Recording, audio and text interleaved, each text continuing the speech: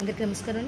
అంబికా వందనం భజన పాట 22వ మణికర్త కరహరప్రియ జన్యమైన పుష్పలతికి రాగానికి రాశాను. ఇక్కడ స్వరస్థానాలు షడ్జమం, చతుశ్రుతి త్రిశమం, సాధారణ గాంధారం, శుద్ధ మధ్యమం, పంచమం, కైసిక నిషాదం, తారస్థాషం. అంటే తోడి రాగం అని నెట్లో కొంతమంది ఇచ్చారు. బట్ ఏంటంటే వివి రెడ్డి గారు అని చెప్పి అతను పాడిన దానికి రాశాను. ఎందుకంటే భజన పాట ఎక్కువ ఎవరు పాడినట్టుగా లేదు, అందుకని ఏంటంటే ఆయన పాడిన దానికి ఎగ్జాక్ట్గా రాశాను. సో దాని నుంచే పుష్పలతికి రాగం వచ్చింది. సాగగప అంబిక వందనం మాగరిసని నీరిరిమ అందుకో హరిచందనం గరిగారిస. మిగతా అవేవి లేవు, రౌండ్ వచ్చేసింది.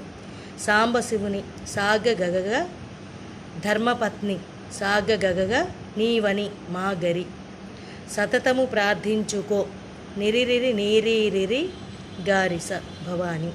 అంబికా వందనం. ఇక్కడ 2 చరణాలు కూడా వేరే వేరే ట్యూన్లో ఉంటాయి, అందుకని 2 చరణాలకి కూడా రాశాను. హిమవంతుని ప్రియనందిని మప పాప అన్నది 2 సార్లు వస్తుంది. నినిపమ గగమ జగతికి జనని, ఇక్కడ మమప కూడా లేదు. భ్రమరాంబవే సుమభాషిణి గమ మామమ 2 టైమ్స్ ఉంది. పనిప మా గగ ఆశ్రితావని దైవతం లేదని బ్రాకెట్ పెట్టింది. అమలా స్వరూపిణి గమపని నిని సస. గమని అని కూడా వేయచ్చు, కానీ ఇన్స్ట్రుమెంట్ ప్లే చేసేటప్పుడు కూడా పంచమ నుంచి నిషాదానికి వెళ్తే అందంగా. నిసనీప మామప ఆనందకారిణి ప్రేమానురాగాలు పాపనిపమ గాగాగ ప్రసవించే ఓజనని గగగామగ రీసస. నెక్స్ట్ 2వ చరణం. హిమగిరి శిఖరాలపైన పప మప పాప నీ ఉండిన అంటే పసాని పామమ. ఇక్కడ కూడా పంచమ నుంచి షడ్జమానికి వెళ్తే బాగుంటుంది. నీ ఉండిన ఈ ధరిలో సా సమమ నిన్ను నేను మామ మగమ చేరు పనిప పొందున మా గగ. కొంచెం పెద్ద సాంగ్. నా కన్న తల్లి వలె గమనీని నీసస. ఇక్కడ ఏంటంటే పంచమ నుంచి నిషాదానికి వెళ్ళాం. నిసనీమ మమ మప నన్నేల గలవని.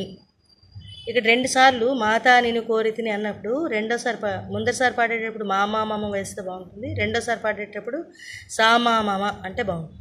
కోరితిని మా గగమ మదిని నీవే పప పానిప మది నీవే సరే పప పానిప. ఆ నిషాదం పంచమంలో వేస్తే బాగుంటుంది. మా గగ నాగతి మది నీవే నాగతి, ఆ రకంగా వస్తుంది. ఎక్కువ ఏంటంటే మనకి అనుసరాలు అనేవి కనిపించవు, అలాగే ఏంటంటే నిషాదం పంచమంలో వేయడం, అలాగే స్లైడ్ అవ్వడం, అలాంటివన్నీ కూడా చేస్తే సాంగ్ చాలా బాగుంటుంది. ఇన్స్ట్రుమెంట్ ప్లే చేస్తాం. 2 చరణాలు కూడా వేరే వేరే ట్యూన్లో వస్తాయి. Thank you. వివి రెడ్డి గారు పాడిన రాశాను సార్.